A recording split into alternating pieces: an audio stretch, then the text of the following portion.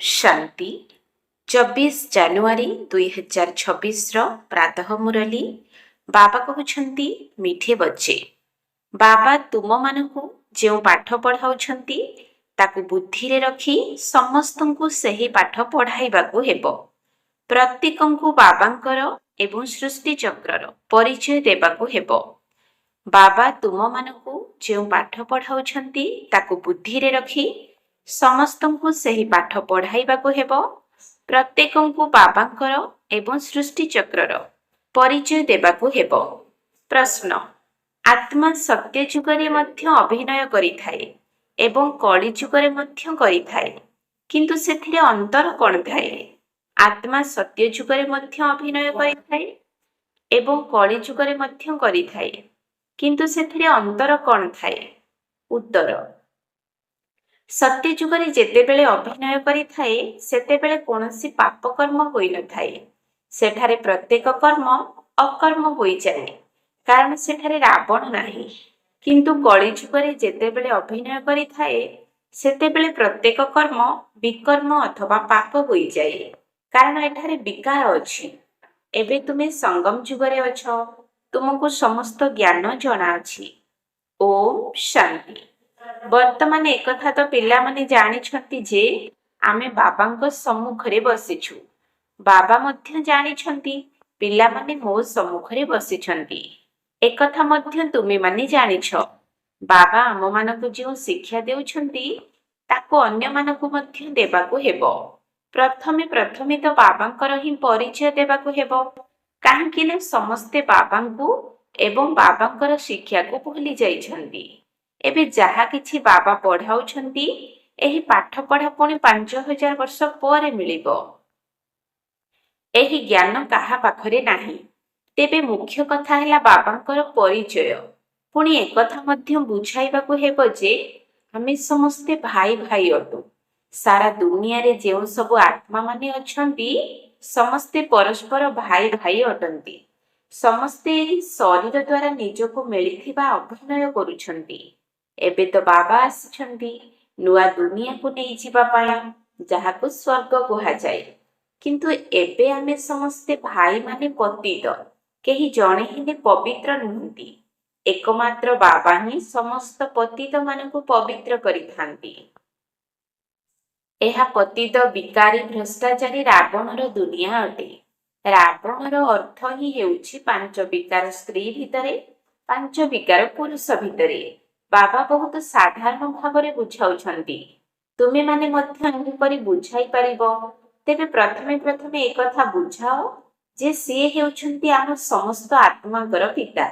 आमे समस्ते भाई भाई अटु। सेमानको पचार एक कथा सुनित पुणी तांको कुह एक कथा नोट कर आमे समस्ते भाई भाई अटु। आमर पिता मध्य जणे अटन्ति। आम समस्त आत्मांकर से हेउछन्ति परम आत्मा तांको फादर कुहा जाउछि। एही कथा को भल भावरे सेमानक बुद्धि रे धारण कराओ। तेबे सर्वव्यापीर ज्ञान प्रथमरु ही बुद्धि रु बाहरी जीवो। तांको अलग अर्थात ईश्वरंक विषय रे प्रथमे पढ़ाइबाकु हेबो। कुह एही कथा भल भावरे बसी लेख। आगरु सर्वव्यापी कहूथिली एबे जानुछि जे ईश्वर सर्वव्यापी नहंती। आमे समस्ते भाई भाई अटु। आत्मा माने कही थांती गॉड फादर परम पिता। प्रथमे समस्तंको एही निश्चय कराइबाकु हेबो जे आमे समस्ते आत्मा परमात्मा नुहु ना आम भितरे परमात्मा व्यापक अटंती। समस्तंको मध्यरे आत्मा व्यापक अटे। आत्मा शरीर आधार रे पाठ करिथाए। समस्तंको एही कथा उपरे निश्चय कराओ। अच्छा पुणी सेही पिता सृष्टिर आदि मध्य अंतर ज्ञान मध्य सुनाउछन्ति। आउ तो केही भी जानि नाहंती जे एही सृष्टि चक्रर आयुष्य केते। बाबा ही शिक्षक रूपरे बसी ज्ञान बुझाउछन्ति। एहा तो लक्ष लक्ष वर्षर कथा नुहे।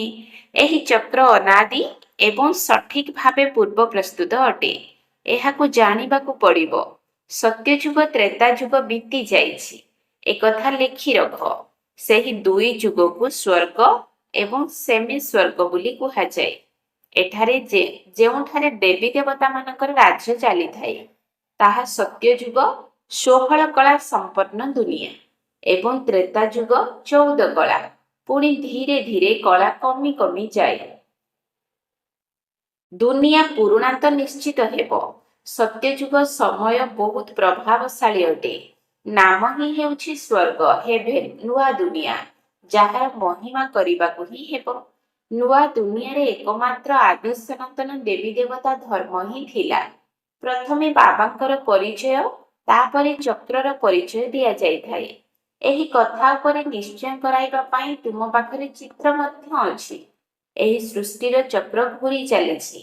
ସତ୍ୟ ଯୁଗରେ ଲକ୍ଷ୍ମୀ ନାରାୟଣଙ୍କର ଏବଂ ତ୍ରେତା ଯୁଗରେ ରାମ ସୀତାଙ୍କର ରାଜ୍ୟ ଥିଲା।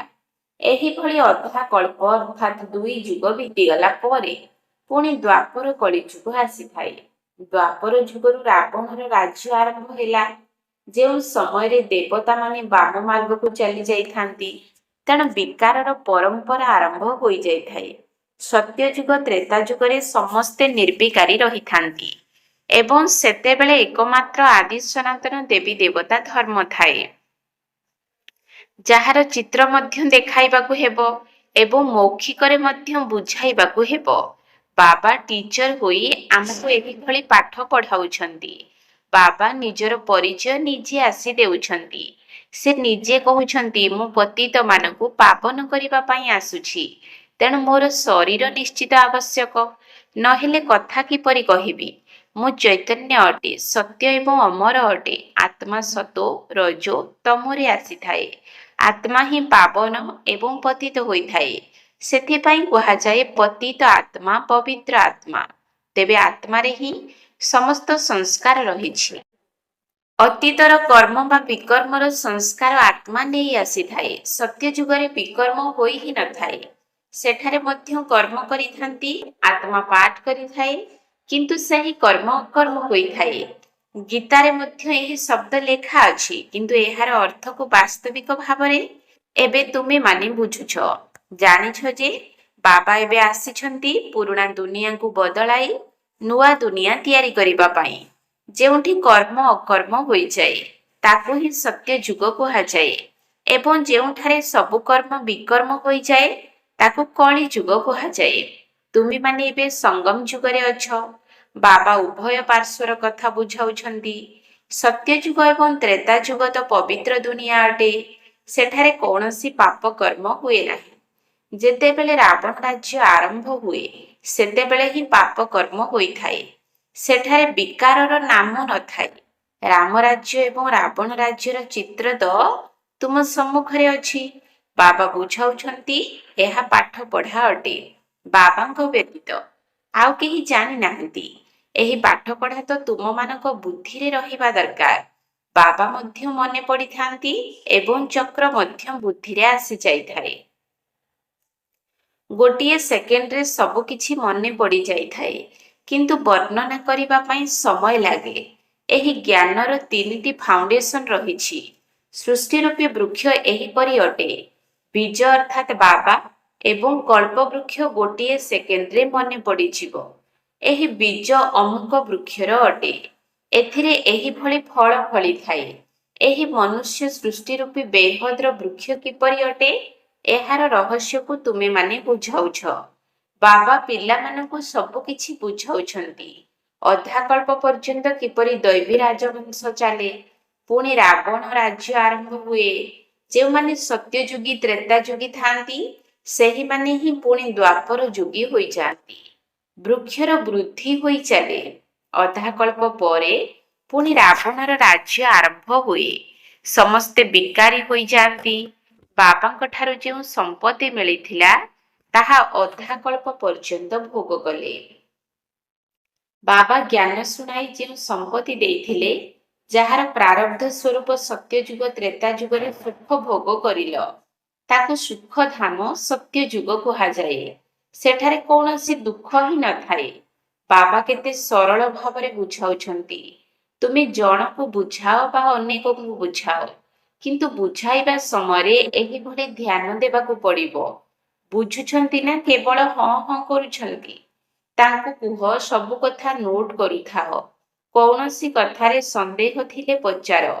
ଯେଉଁ କଥା କେହି ଜାଣି ନାହାନ୍ତି ସେହି କଥା ଆମେ ବୁଝାଉଛୁ। ତୁମେ ତ କିଛି ବି ଜାଣିନାହଁ, ତେଣୁ ପଚାରିବ କଣ? ବାବା ତ ଏହି ଅବିନାଶୀ କଳ୍ପବୃକ୍ଷର ରହସ୍ୟକୁ ବୁଝାଉଛନ୍ତି। ଏହି ଜ୍ଞାନକୁ ଏବେ ତୁମେମାନେ ବୁଝୁଛ। ବାବା ବୁଝାଉଛନ୍ତି ତୁମେ 84 ଜନ୍ମର ଚକ୍ରରେ କିପରି ଆସୁଛ। ଏକଥାକୁ ଭଲ ଭାବରେ ନୋଟ୍ କର। ପୁଣି ଏହା ଉପରେ ଭଲ ଭାବରେ ବିଚାର କର। ଯେପରି ଶିକ୍ଷକ ରଚନା ଲେଖିବାକୁ ଦେଇଥାନ୍ତି, ତେବେ ଛାତ୍ରମାନେ ଘରକୁ ଯାଇ ଭଲ ଭାବରେ ଅଭ୍ୟାସ କରି ଆସିଥାନ୍ତି ନା? ତୁମେ ମଧ୍ୟ ଏହି ଜ୍ଞାନକୁ ଯେତେବେଳେ ଅନ୍ୟମାନଙ୍କୁ ଦେଉଛ, ତାଙ୍କୁ ଦେଖ କଣ ହେଉଛି। ବାରମ୍ବାର ତାଙ୍କୁ ପଚାରୁଥାଅ। ଗୋଟିଏ ଗୋଟିଏ କଥାକୁ ଭଲ ଭାବରେ ବୁଝାଅ। ପିତା ଏବଂ ଶିକ୍ଷକଙ୍କର କର୍ତ୍ତବ୍ୟ ବିଷୟରେ ବୁଝାଇ ପୁଣି ଗୁରୁଙ୍କର କର୍ତ୍ତବ୍ୟ ଉପରେ ବୁଝାଅ। ତାଙ୍କୁ ଏଇଥିପାଇଁ ଡାକିଛନ୍ତି, ଆସି ଆମ ଭଳି ପତିତମାନଙ୍କୁ ପବିତ୍ର କର। ଆତ୍ମା ପବିତ୍ର ହେଲେ ହିଁ ପବିତ୍ର ଶରୀର ମିଳିଥାଏ। ଯେମିତି ସୁନା ସେମିତି ଗହଣା ହୋଇଥାଏ। ଯଦି 24 କ୍ୟାରେଟର ସୁନା ଖାଦ ନ ମିଶାଇ ଗହଣା ତିଆରି କରିବ, ତେବେ ତାହା ସତ ପ୍ରଧାନ ହେବ। ଖାଦ ମିଶିବା କାରଣରୁ ତମ ପ୍ରଧାନ ହୋଇଯାଇଛି। ପ୍ରଥମେ ପ୍ରଥମେ ଭାରତ 24 କ୍ୟାରେଟ ପକ୍କା ସୁନାର ଚଢ଼େଇ ଥିଲା, ଅର୍ଥାତ୍ ସତ ପ୍ରଧାନ ନୂଆ ଦୁନିଆ ଥିଲା, ଯାହାକି ଏବେ ତମ ପ୍ରଧାନ ହୋଇଯାଇଛି। ଏହି କଥା ବାବା ହିଁ ବୁଝାଉଛନ୍ତି। ଅନ୍ୟ କୌଣସି ମନୁଷ୍ୟ ଗୁରୁମାନେ ଏକଥା ଜାଣି ନାହାନ୍ତି। ସମସ୍ତେ ତାଙ୍କୁ ଡାକୁଛନ୍ତି ଏଠାକୁ ଆସି ଆମକୁ ପବିତ୍ର କର। ତେବେ ତାହା ତ ଗୁରୁଙ୍କର କର୍ତ୍ତବ୍ୟ। ବାନପ୍ରସ୍ଥ ଅବସ୍ଥାରେ ଗୁରୁ କରିଥାନ୍ତି। ବାଣୀରୁ ଊର୍ଦ୍ଧ୍ୱ ସ୍ଥାନ ତ ନିରାକାରୀ ଦୁନିଆ ଅଟେ, ଯେଉଁଠାରେ ଆତ୍ମାମାନେ ରହିଥାନ୍ତି। ଏହା ହେଲା ସାକାରୀ ଦୁନିଆ। ଉଭୟଙ୍କର ଏହା ମିଳନ ସ୍ଥଳ। ସେଠାରେ ତ ଶରୀର ନାହିଁ, ତେଣୁ ସେଠାରେ କୌଣସି କର୍ମ ହୁଏ ନାହିଁ। ବାବାଙ୍କ ପାଖରେ ତ ସମ୍ପୂର୍ଣ୍ଣ ଜ୍ଞାନ ଅଛି। ଡ୍ରାମା ପ୍ଲାନ ଅନୁସାରେ ତାଙ୍କୁ ନଲେଜଫୁଲ ଅର୍ଥାତ୍ ଜ୍ଞାନର ଭଣ୍ଡାର କୁହାଯାଏ। ସେ ଚୈତନ୍ୟ ସତ୍‌ଚିତ୍ ଆନନ୍ଦ ସ୍ୱରୂପ, ତେଣୁ ତାଙ୍କୁ ଜ୍ଞାନର ସାଗର କୁହାଯାଉଛି। ଡାକୁଛନ୍ତି ମଧ୍ୟ, ହେ ପତିତ ପାବନ ଜ୍ଞାନର ସାଗର ଶିବ ବାବା। ତାଙ୍କର ନାମ ସର୍ବଦା ଶିବ ହିଁ ଅଟେ। ବାକି ସମସ୍ତ ଆତ୍ମା ଏଠାକୁ ପାଠ କରିବାକୁ ଆସିଥାନ୍ତି, ତେଣୁ ଭିନ୍ନ ଭିନ୍ନ ନାମ ଧାରଣ କରିଥାନ୍ତି। ସମସ୍ତେ ବାବାଙ୍କୁ ଡାକୁଛନ୍ତି, କିନ୍ତୁ ସେମାନଙ୍କୁ ବାବାଙ୍କ ବିଷୟରେ କିଛି ବି ଜଣା ନାହିଁ। ନିଶ୍ଚିତ କେହି ଭାଗ୍ୟଶାଳୀ ରଥ ମଧ୍ୟ ଥିବ, ଯାହାଙ୍କ ଭିତରେ ବାବା ପ୍ରବେଶ କରି ତୁମକୁ ନୂଆ ଦୁନିଆକୁ ନେଇଯିବେ। ତେବେ ବାବା ବୁଝାଉଛନ୍ତି, ମିଠା ମିଠା ପିଲାମାନେ, ମୁଁ ତାଙ୍କ ଶରୀରରେ ଆସୁଛି ଯିଏ ବହୁତ ଜନ୍ମର ଅନ୍ତିମ ଅବସ୍ଥାରେ ଅଛନ୍ତି ଏବଂ ପୁରା 84 ଜନ୍ମ ନେଉଛନ୍ତି। ମୋତେ ସେହି ଭାଗ୍ୟଶାଳୀ ରଥରେ ଆସିବାକୁ ପଡୁଛି। ପ୍ରଥମ ନମ୍ବରରେ ତ ଶ୍ରୀକୃଷ୍ଣ ଅଛନ୍ତି। ସିଏ ହେଲେ ନୂଆ ଦୁନିଆର ମାଲିକ। ପୁଣି ସେ ହିଁ ତଳକୁ ଖସୁଛନ୍ତି। ସୁବର୍ଣ୍ଣ ଯୁଗରୁ ରୌପ୍ୟ, ତାମ୍ର ଏବଂ ଲୌହ ଯୁଗରେ ଆସି ପହଞ୍ଚିଛନ୍ତି। ଏବେ ତୁମେ ପୁଣି ଲୌହ ଅବସ୍ଥାରୁ ସୁବର୍ଣ୍ଣ ଅବସ୍ଥାକୁ ଯାଉଛ। ବାବା କହୁଛନ୍ତି, କେବଳ ମୋତେ ଅର୍ଥାତ୍ ନିଜର ପିତାଙ୍କୁ ମନେ ପକାଅ। ଯାହାଙ୍କ ମଧ୍ୟରେ ପ୍ରବେଶ କରିଛ, ତାଙ୍କ ଆତ୍ମାରେ ତ ଟିକିଏ ହେଲେ ଜ୍ଞାନ ନଥିଲା। ମୁଁ ଏହାଙ୍କ ଶରୀର ରୂପୀ ରଥରେ ପ୍ରବେଶ କରୁଛି, ସେଥିପାଇଁ ଏହାଙ୍କୁ ଭାଗ୍ୟଶାଳୀ ରଥ କୁହାଯାଉଛି। ନଚେତ୍ ସବୁଠାରୁ ଉଚ୍ଚ ତ ଏହି ଲକ୍ଷ୍ମୀ ନାରାୟଣ ଅଟନ୍ତି, ତେଣୁ ୟାଙ୍କ ଭିତରେ ପ୍ରବେଶ କରିବା ଉଚିତ। କିନ୍ତୁ ଏମାନଙ୍କ ଶରୀରରେ ପରମାତ୍ମା ପ୍ରବେଶ କରନ୍ତି ନାହିଁ, ସେଥିପାଇଁ ସେମାନଙ୍କୁ ଭାଗ୍ୟଶାଳୀ ରଥ କୁହାଯାଏ ନାହିଁ। ମୋତେ ରଥରେ ଆସି ପତିତମାନଙ୍କୁ ପବିତ୍ର କରିବାକୁ ପଡ଼ିଥାଏ, ତେଣୁ ସେହି ରଥ ମଧ୍ୟ ନିଶ୍ଚିତ କଳିଯୁଗୀ ତମ ପ୍ରଧାନ ହୋଇଥିବ ନା। ବାବା ନିଜେ ଆସି କହୁଛନ୍ତି, ମୁଁ ବହୁତ ଜନ୍ମର ଅନ୍ତିମ ସମୟରେ ଆସୁଛି। ଗୀତାରେ ମଧ୍ୟ ସଠିକ୍ ଅକ୍ଷର ଲେଖା ଅଛି। ଗୀତାକୁ ହିଁ ସର୍ବଶାସ୍ତ୍ରମୟୀ ଶିରୋମଣି କୁହାଯାଏ। ଏହି ସଙ୍ଗମ ଯୁଗରେ ହିଁ ବାବା ଆସି ବ୍ରାହ୍ମଣ କୁଳ ଏବଂ ଦେବତା କୁଳର ସ୍ଥାପନା କରୁଛନ୍ତି। ବହୁତ ଜନ୍ମର ଅନ୍ତିମ ସମୟରେ ଅର୍ଥାତ୍ ସଙ୍ଗମ ଯୁଗରେ ହିଁ ବାବା ଆସିଥାନ୍ତି। ବାବା କହୁଛନ୍ତି, ଏହି ସୃଷ୍ଟିର ମୁଁ ବୀଜରୂପ ଅଟେ। ଶ୍ରୀକୃଷ୍ଣ ତ ସତ୍ୟ ଯୁଗର ନିବାସୀ ଅଟନ୍ତି। ତାଙ୍କୁ ଅନ୍ୟ ସ୍ଥାନରେ ତ କେହି ଦେଖିପାରିବେ ନାହିଁ। ପୁନର୍ଜନ୍ମର ତ ନାମ, ରୂପ, ଦେଶ, କାଳ ସବୁ କିଛି ବଦଳି ଯାଇଥାଏ। ଚରିତ୍ର ମଧ୍ୟ ବଦଳି ଯାଇଥାଏ। ପ୍ରଥମେ ଛୋଟ ପିଲା ଅବସ୍ଥାରେ ସୁନ୍ଦର ଦେଖାଯାଆନ୍ତି, ପୁଣି ବଡ଼ ହୋଇଥାନ୍ତି। ଏବଂ ବୃଦ୍ଧାବସ୍ଥାରେ ଶରୀର ତ୍ୟାଗ କରି ପୁନର୍ବାର ଶିଶୁ ଶରୀର ଧାରଣ କରିଥାନ୍ତି। ଏହା ପୂର୍ବ ପ୍ରସ୍ତୁତ ଖେଳ, ଯାହାକି ଡ୍ରାମାରେ ନିର୍ଦ୍ଧାର୍ଯ୍ୟ ଅଛି। ଯେତେବେଳେ ସିଏ ଅନ୍ୟ ଶରୀର ଧାରଣ କରିବେ, ତାଙ୍କୁ ଆଉ ଶ୍ରୀକୃଷ୍ଣ କୁହାଯିବ ନାହିଁ। ଅନ୍ୟ ନୂଆ ଶରୀରର ନାମ ମଧ୍ୟ ନୂଆ ରଖାଯିବ। ସମୟ, ଶାରୀରିକ ଆକୃତି, ତିଥି, ତାରିଖ ସବୁକିଛି ବଦଳିଯାଏ। ସେଥିପାଇଁ ବିଶ୍ୱର ଇତିହାସ ଭୂଗୋଳର ଅବିକଳ ପୁନରାବୃତ୍ତି ହୁଏ ବୋଲି କୁହାଯାଏ। ତେବେ ଏହି ଡ୍ରାମାର ପୁନରାବୃତ୍ତି ହୋଇ ଚାଲିଛି। ସତୋ ରଜୋ ତମୋରେ ଆସିବାକୁ ହିଁ ପଡୁଛି। ସୃଷ୍ଟିର ନାମ, ଯୁଗର ନାମ ସବୁକିଛି ବଦଳି ଯାଉଛି। ବର୍ତ୍ତମାନ ଏହା ହେଲା ସଙ୍ଗମ ଯୁଗ। ମୁଁ ଏହି ସଙ୍ଗମ ଯୁଗରେ ହିଁ ଆସିଥାଏ। ମୁଁ ତୁମକୁ ସାରା ଦୁନିଆର ପ୍ରକୃତ ଇତିହାସ ଭୂଗୋଳ ଶୁଣାଇଥାଏ। ଆରମ୍ଭରୁ ଶେଷ ପର୍ଯ୍ୟନ୍ତ ଯାହା କିଛି ହେଉଛି ଆଉ କେହି ବି ଜାଣିନାହାନ୍ତି। ସତ୍ୟଯୁଗର ଆୟୁଷ କେତେ ଥିଲା ଏକଥା ଜାଣିନାହାନ୍ତି। ସେଥିପାଇଁ ଲକ୍ଷ ଲକ୍ଷ ବର୍ଷ ବୋଲି କହିଦେଉଛନ୍ତି। ଏବେ ତୁମ ବୁଦ୍ଧିରେ ସମସ୍ତ ଜ୍ଞାନ ଅଛି। ତୁମକୁ ଭିତରେ ଭିତରେ ଏହି କଥା ପକ୍କା କରିବାକୁ ହେବ ଯେ ବାବା ପିତା, ଶିକ୍ଷକ ଏବଂ ସଦ୍ଗୁରୁ ଅଟନ୍ତି, ଯିଏକି ଆମକୁ ପୁନର୍ବାର ଶତପ୍ରଧାନ ହେବା ପାଇଁ ବହୁତ ଭଲ ଉପାୟ ବତାଉଛନ୍ତି। ଗୀତାରେ ମଧ୍ୟ ରହିଛି, ଦେହ ସହିତ ଦେହର ସବୁ ଧର୍ମକୁ ଛାଡ଼ି ନିଜକୁ ଆତ୍ମା ମନେକର। ବର୍ତ୍ତମାନ ନିଜ ଘରକୁ ନିଶ୍ଚିତ ଫେରିବାକୁ ହେବ। ଭକ୍ତି ମାର୍ଗରେ ଭଗବାନଙ୍କ ପାଖକୁ ଯିବା ପାଇଁ କେତେ ମେହନତ କରିଥାନ୍ତି। ତାହା ମୁକ୍ତିଧାମ ଅଟେ, ଯେଉଁଠି ସମସ୍ତେ କର୍ମରୁ ମୁକ୍ତ ଥାନ୍ତି। ଆମେ ସମସ୍ତେ ସେହି ନିରାକାରୀ ଦୁନିଆରେ ଯାଇ ରହିବା। ଆତ୍ମାର ପାଠ ସରିଗଲା, ଅର୍ଥାତ୍ ପାଠରୁ ମୁକ୍ତ ହୋଇଗଲା। ସମସ୍ତେ ଚାହୁଁଛନ୍ତି ଆମକୁ ମୁକ୍ତି ମିଳୁ, କିନ୍ତୁ ମୁଖ୍ୟତଃ କାହାକୁ ମିଳିପାରିବ ନାହିଁ। ଏହି ଡ୍ରାମା ଅନାଦି ଅବିନାଶୀ ଅଟେ। ଯଦି କେହି କହନ୍ତି ଯେ ଏହି ଆବାଗମନର ପାଠ ମୋତେ ପସନ୍ଦ ନୁହେଁ, ତେବେ ଏଥିରେ କେହି କିଛି କରିପାରିବେ ନାହିଁ। ଏହା ଅନାଦି ଡ୍ରାମା, ପୂର୍ବ ପ୍ରସ୍ତୁତ ଅଟେ। ଏଥିରୁ କେହି ଜଣେ ବି ମୁଖ୍ୟକୁ ପ୍ରାପ୍ତ କରିପାରିବେ ନାହିଁ। ଦୁନିଆରେ ଅନେକ ପ୍ରକାରର ମନୁଷ୍ୟ ମତ ରହିଛି। ଏହା ହେଲା ଶ୍ରୀମତ, ଶ୍ରେଷ୍ଠ କରିବା ପାଇଁ। ମନୁଷ୍ୟକୁ ଶ୍ରେଷ୍ଠ କୁହାଯିବ ନାହିଁ। ଦେବତାମାନଙ୍କୁ ଶ୍ରେଷ୍ଠ କୁହାଯାଏ। ସେମାନଙ୍କ ଆଗରେ ସମସ୍ତେ ନତମସ୍ତକ ହୋଇଥାନ୍ତି। ତେବେ ସେମାନେ ଶ୍ରେଷ୍ଠ ହେଲେ ନା? ଶ୍ରୀକୃଷ୍ଣ ହେଲେ ଦେବତା, ଯିଏକି ବୈକୁଣ୍ଠର ରାଜକୁମାର ଅଟନ୍ତି। ସିଏ ପୁଣି ଏଠାକୁ କିପରି ଆସିବେ? ନା ସିଏ ଗୀତା ଶୁଣାଇଛନ୍ତି। ଶିବଙ୍କ ପାଖକୁ ଯାଇ କହିଥାନ୍ତି ଆମକୁ ମୁକ୍ତି ଦିଅ। ସିଏ ତ କେବେ ବି ଜୀବନ ମୁକ୍ତି ବା ଜୀବନ ବନ୍ଧନରେ ଆସନ୍ତି ହିଁ ନାହିଁ। ସେଥିପାଇଁ ତାଙ୍କୁ ଡାକୁଛନ୍ତି ମୁକ୍ତି ଦିଅ। ଜୀବନ ମୁକ୍ତି ମଧ୍ୟ ସିଏ ଦେଇଥାନ୍ତି। ଆଚ୍ଛା, ମିଠା ମିଠା ଶିଖିଲ ଦେହ ସନ୍ତାନମାନଙ୍କ ପ୍ରତି ମାତା ପିତା ବାପଦାଦାଙ୍କର ମଧୁର ସ୍ନେହ ସମ୍ପନ୍ନ ଶୁଭେଚ୍ଛା ଏବଂ ସୁପ୍ରଭାତ। ଆତ୍ମିକ ପିତାଙ୍କର ଆତ୍ମିକ ସନ୍ତାନମାନଙ୍କୁ ନମସ୍ତେ। ଆତ୍ମିକ ସନ୍ତାନମାନଙ୍କର ଆତ୍ମିକ ବାପଦାଦାଙ୍କୁ ନମସ୍ତେ, ନମସ୍ତେ, ନମସ୍ତେ, ସୁପ୍ରଭାତ। ଧାରଣା ପାଇଁ ମୁଖ୍ୟ ସାର।